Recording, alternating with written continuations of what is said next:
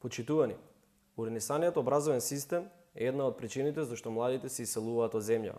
Осомничениот Никола Груевски и неговиот заменик министер Спиро Истовски се најголемите виновници за младинскиот екзодус во Македонија. Нивните погубни политики резултираа со опустошени училишта, села и градови. Од година в година бројот на новозапишени ученици оседно се намалува. Крива Паланка не е исклучок од поразителната статистика. За 10 години бројот на запишени првачиња во Крива Паланка е преполовен.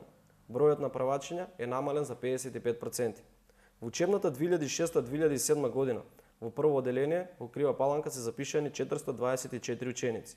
Минатата 2015-2016 година се запишале само 192 ученика.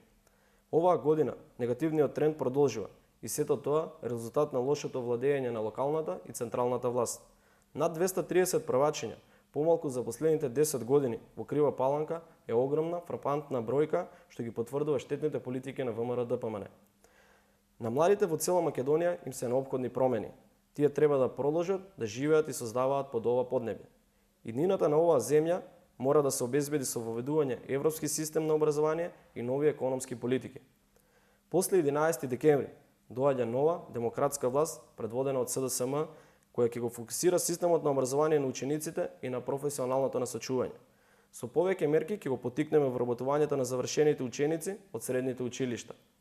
Ќе обезбедиме современ и ефикасен образовен систем кој ќе биде померка на учениците и на наставниците.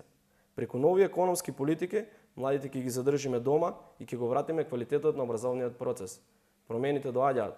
Македонија заслужува поквалитетен образовен систем.